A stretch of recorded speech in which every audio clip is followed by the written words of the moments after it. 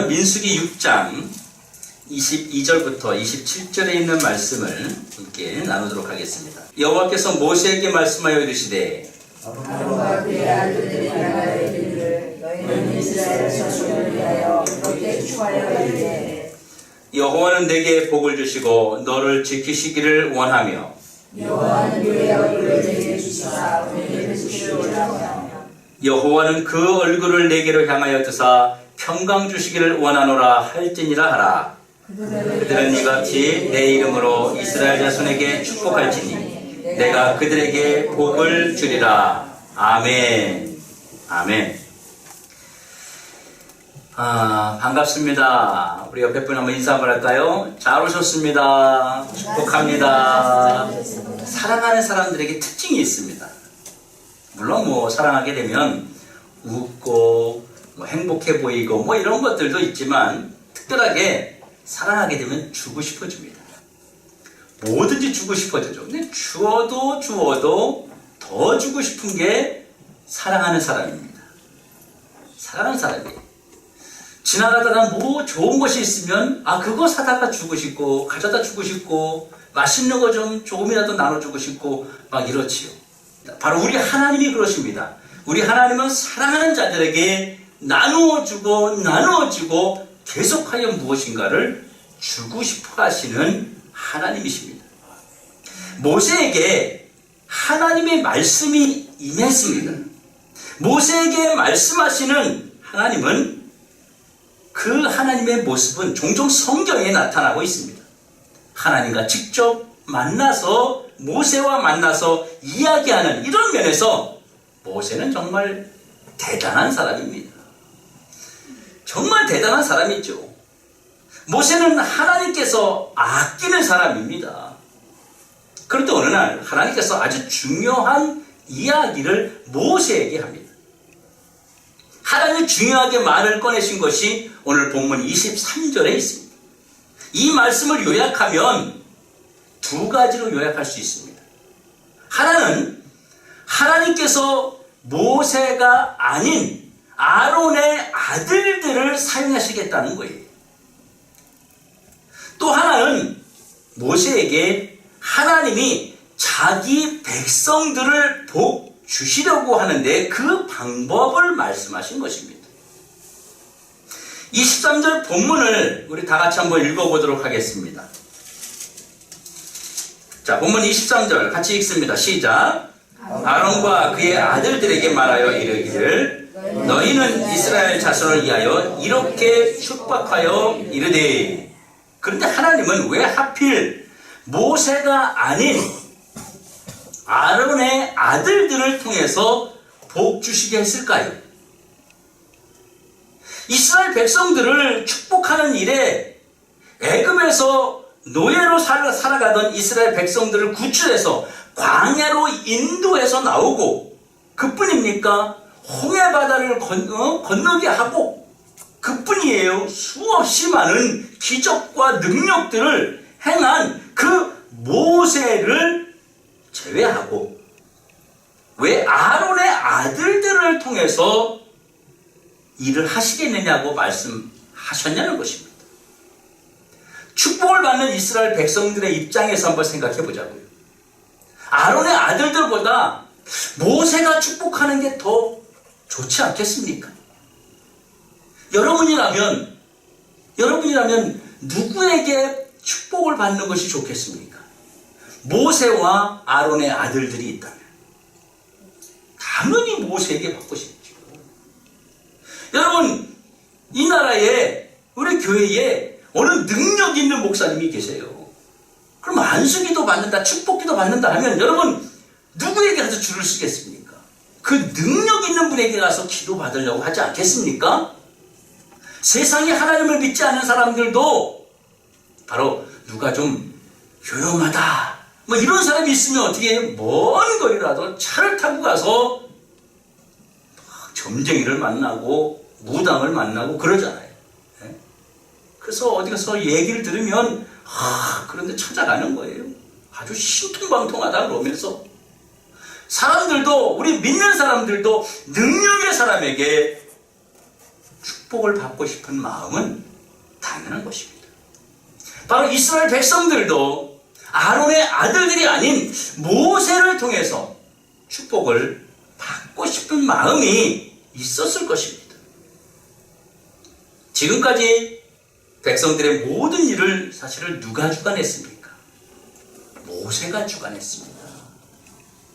그리고 사람들은 문제가 생기면 그 문제 해결을 위해서 모세를 찾아왔습니다. 그리고 모세가 또 해결했어요. 위로가 필요하고 힘이 필요할 때마다 모세를 찾았습니다. 그때마다 모세가 다 해결해 주었습니다. 그런데 모세가 아닌 아론의 아들들을 통해서 백성들에게 복을 주시겠다는 하나님의 의도는 무엇이냐는 것입니다.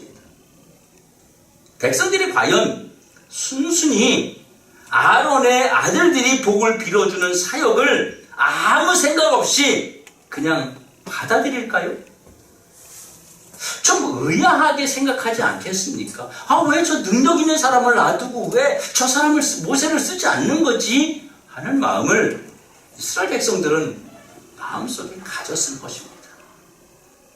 그리고 또 하나의 의문점이 있는데요. 그것은 아론의 아들들이 백성들의 삶을 살피고 각 백성들의 필요에 따라서 적절한 복을 비는 것이 상식입니다. 건강이 필요한 사람에게 건강을 줘야 되고, 돈이 필요한 사람에게 돈을 줘야 되고, 지혜가 필요한 사람에게 지혜의 복을 빌어 주어야 되는데, 그런데 하나님께서는 이렇게 복을 빌라고 하시면서 이렇게 축복하라고 말씀하시는 거예요. 여기서 말하는 이렇게라는 말은 이대로 복을 빌어라 라고 복을 비는 그 말을, 단어를 딱 주시고 이렇게 빌어라 라고 말씀하신 것입니다. 아론의 아들들의 생각이나 백성들의 형편이나 상황을 고려하지 않고 하나님께서 말씀하신 그대로만 전달하라는 뜻이에요. 과연 이것이 복을 비는 일이 맞습니까? 복이라고 하는 것은 복을 받는 사람의 형편과 사정을 고려해서 복을 빌어줘야지, 복을 주는 사람 입장에서 복을 주면은 앞뒤가 맞지 않잖아요. 서울의 큰 교회에 나가시는 집사님이 사업을 재력도 있고 사업이 참 잘 됩니다. 제가 담임 목사님을 모시고 신방을 받았습니다. 그러니 담임 목사님 오시니 얼마나 극진히 대접을 했겠습니까? 극진한 대접을 받았지요. 그리고 예배를 드리고, 그리고 기도하면서 뭐라고 기도했냐면, 이 목사님이 아주 축복 기도를 막 해준 거예요. 물질이 쌓을 데가 없을 정도로 부어주시고 막 이러면서 사업이 더 번창하게 하시고 이 사업이 세계로 뻗어나가게 하시고 뭐 등등 기도를 많이 했어요. 근데 식사하면서 차를 마시면서 그 집사님 뭐라고 말했냐면, 목사님, 저는 돈 필요 없습니다. 목사님이 저를 위해서 정말 큰 복을 빌어주셨는데 저 돈 필요 없습니다. 저는 돈 많이 있습니다. 저는 필요한 게 마음의 평안이 필요합니다. 저는 밤에 잠을 못 잡니다. 잠을 편하게 잘 수 없어서 수면제를 먹고 잡니다. 사업이 늘 걱정되고 이 돈 많은 것을 어떻게 내가 지킬 것인지 걱정하고 이 회사를 어떻게 이끌어갈 것인가 늘 염려하고 잠을 못 잡니다. 그 사람이 필요한 것을 빌어주어야 복이 아니겠습니까? 그 사람이 필요하지 않은 것을 막 내 입장에서 막 빌어주는 것은 복이라고 말할 수 없다고 하는 것입니다. 병든 자에게는 이렇게 복을 빌어줘야 됩니다. 질병이 치료되기를 빌어줘야 되죠. 가난한 자에게는 또 이렇게 복을 빌면 부유해집니까? 물질의 복을 달라고 빌어야 됩니다. 낙심하고 절망하고 실패한 사람에게 이렇게 복을 빌면 과연 그들이 일어섭니까? 회복과 소망과 비전을 가질 수 있도록 해달라고 복을 빌어야 됩니다. 그런데 이렇게 복을 빌어도 복이 되는 것입니까? 그냥 복을 주는 사람 입장에서 막 복을 빌어도 복이 되는 것입니까? 복이 필요한 사람의 형편을 고려하지 않고 복을 주는 사람 입장에서 복을 주어도 되느냐는 것입니다. 여러분, 복이라는 거는요, 사람마다 생각하는 게 다릅니다. 사람마다 생각하는 게 달라요. 복의 개념이. 돈을 많은 사람은 돈이 복으로 생각 안 합니다. 돈이 100억 있는데 100억이 또 생겼어요. 그럼 나 복 받았다 이렇게 생각 안 합니다. 재산이 좀 늘었구나 이렇게 생각해요. 근데 지금 2천만 원이 필요한 사람한테 3천만 원 딱 생기면 복 받았다고 생각을 합니다. 자녀가 없어서 늘 고통받고 고생하는 사람은 자녀 있는 사람 보면 부럽지요.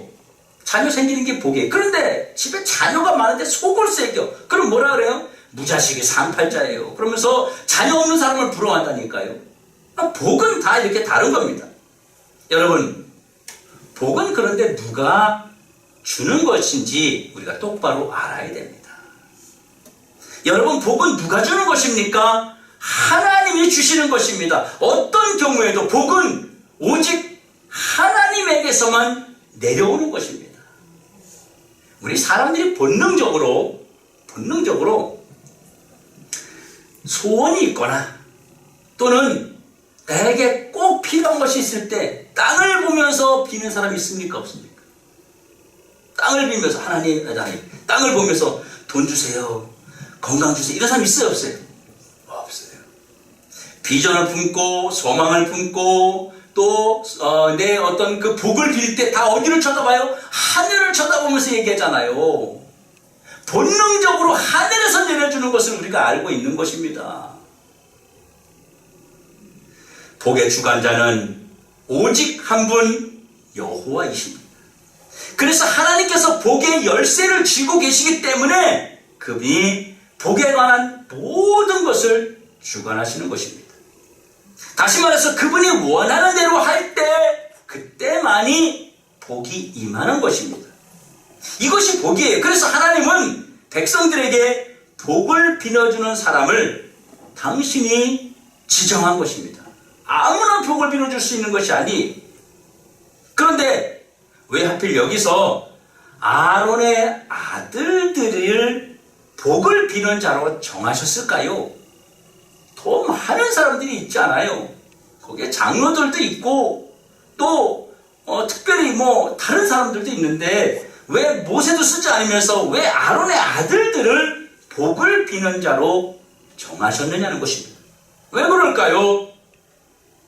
그 이유는 아론의 아들들은 제사장이기 때문입니다. 제사장은 무슨 역할을 하는 사람입니까? 백성들과 하나님과의 사이를 화해시키는 사람입니다. 하나님께서 모세가 아닌 아론의 아들들을 백성들에게 복을 주게 하는 것으로 이 복은 하나님과의 관계가 원만하게 제대로 이루어진 자들에게만 복을 주시려는 하나님의 세심한 배려가 있는 것입니다. 그러니까 이 복은 아무 때나 오는 것이 아니라 제사를 마무리하고 마지막에 빌어주는 게 바로 복입니다. 왜요? 제사를 통해서 하나님과의 관계가 멀어져 있는 그 관계를 다시 회복시키고 그것을 기억하며 하나님이 복을 빌어주시는 것이기 때문에 그렇습니다. 그래서 영적 영향력은요, 아론의 아들들보다, 아론이 대제사장이잖아요. 그 아론의 아들들, 그 아들이 제사장이거든요. 그 아들들보다 모세가 월등하게 영적 영향력이 더 크지만 모세가 아닌 제사장인 아론의 아들들을 통해서 백성들에게 복을 빌도록 하신 것입니다. 모세가 아론의 아들들이 제사장 이임식할 때도 도왔거든요. 제사장이 이임식할 때 속옷도 입혀주고 흉패도 붙이고 모자도 씌우고 등등 모든 것들을 모세가 도왔어요.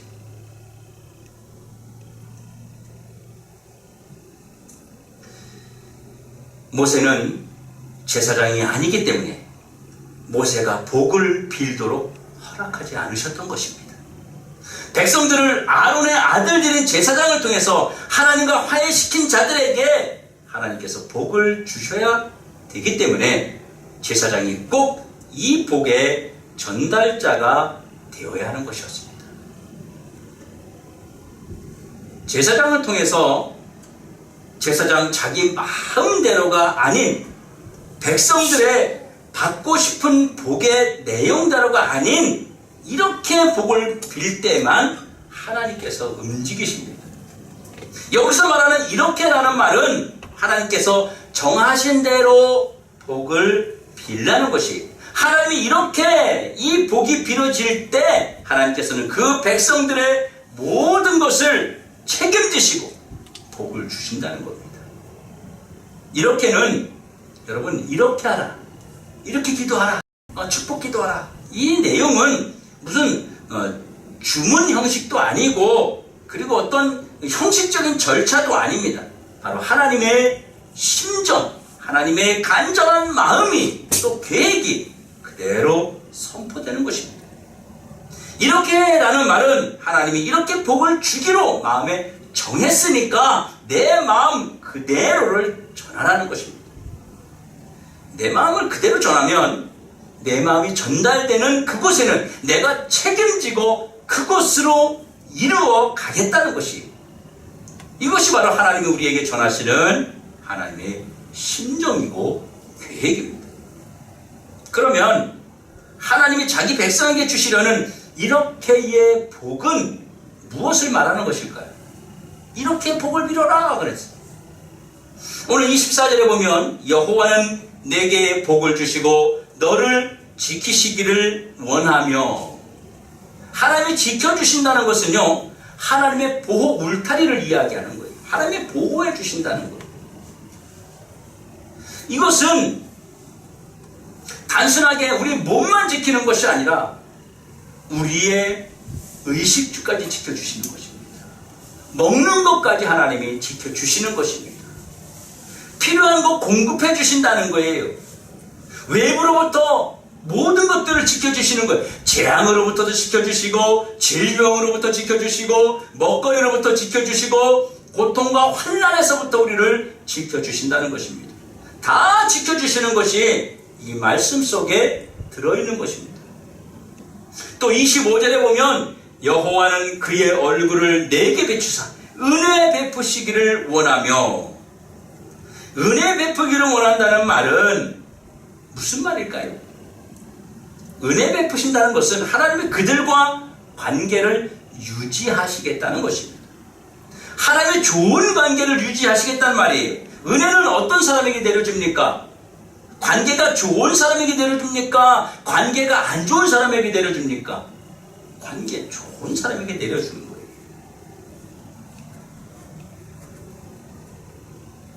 은혜는 하늘의 것을 내리실 만큼의 관계를 유지하고 싶으시다는 것입니다. 하나님은 너희들에게 하나님의 하늘에 정말 좋은 것을 내려주시고 싶은 이런 마음을 가르쳐 주려고 하는 것입니다. 그리고 26절에 이렇게 말씀합니다. 여호와는 그 얼굴을 내게로 향하여 드사 평강 주시기를 원하노라. 평강은 백성들의 마음과 생각을 지키시기 원하신다는 것입니다. 다시 말해서 백성들이 딴 마음 하지 않도록 돌보신다는 이런 뜻입니다. 이 세 가지의 복이 우리에게 얼마나 필요합니까? 하나님이 우리에게 울타리가 되어주시고, 하나님이 우리와 좋은 관계 속에서 하나님이 우리에게 좋은 것 내려주시고, 우리의 마음과 생각이 세상적으로 가지 않고 하나님 안에 있도록 우리의 마음과 생각을 지켜주시는 이러한 은혜가 우리에게 반드시 필요한 것입니다. 이는 우리의 삶을 너무도 잘 아시는 하나님의 배려입니다. 그리고 하나님이 우리를 향한 극진한 돌보심입니다. 이것이 하나님이 말씀하신 이렇게 복을 빌라는 것입니다. 사랑하는 성도 여러분, 지금도 하나님께서 우리에게 복을 내리고 계십니다. 여러분은 이 사실을 얼마나 믿고 의지하고 계십니까? 대부분의 신자들은 하나님의 복 주심을 믿지만 복 받는 삶을 제대로 살지는 못한다는 것입니다. 그래서 하나님이 내려주시는 복을 받으려고 하지 않고 어떻게 해서든지 자신이 복을 만들려고 한다는 거예요. 만들려고. 그래서 자신이 돈 벌어서 복 받고 자신이 운동해서 건강해지고 몸에 좋은 것 많이 먹어서 장수하고 열심히 공부해서 성공하려고 합니다. 그런데 여러분 이거 아세요? 복을 받으려고 하지 않고 자신이 복을 만들려고 하는 것이 얼마나 큰 불신종인지, 그것이 얼마나 불신앙인지 아십니까? 왜 불신앙이죠? 자신이 복을 만들려고 하는 것은 하나님을 인정하지 않는 것이기 때문에 그렇습니다. 지금 이 땅에서 하나님이 주신 복을 누리지 않는 사람이 어디 있습니까? 하나님이 주신 복을 누리지 않는 사람은 아무도 없습니다. 여러분 오늘 아침에 잠자리에서 탁 일어나서 눈을 떴습니다. 그 세상에는요, 눈을 감아서 잠들었다가 잠 못 들까봐 두려워하는 사람이 얼마나 많은지 아십니까?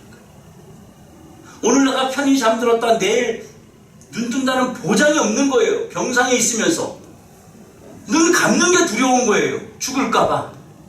세상에 그런 사람 많습니다.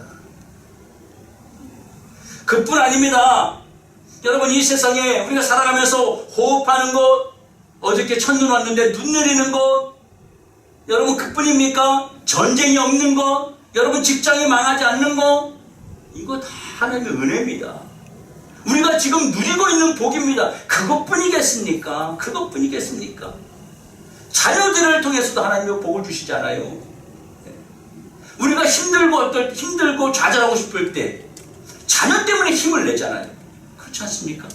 자녀 생각해서라도 내가 일어서야지.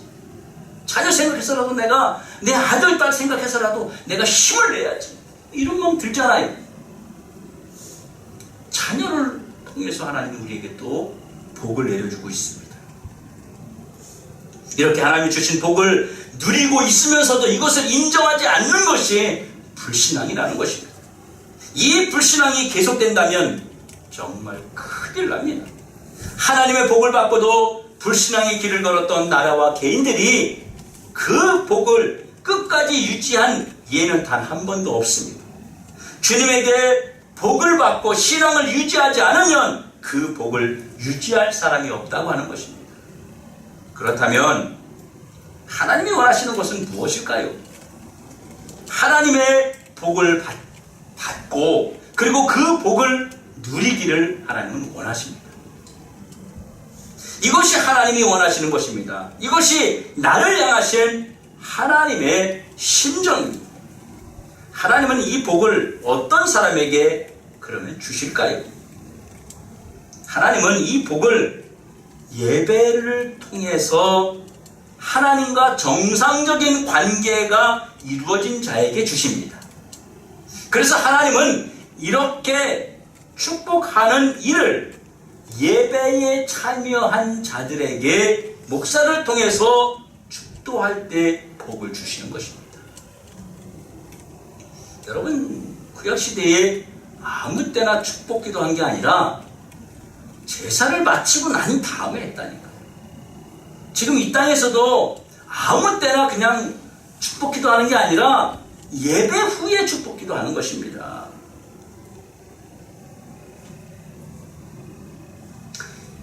여러분 혹시 목사님들이 축복 기도할 때 왜 두 손 들고 하는지 아세요?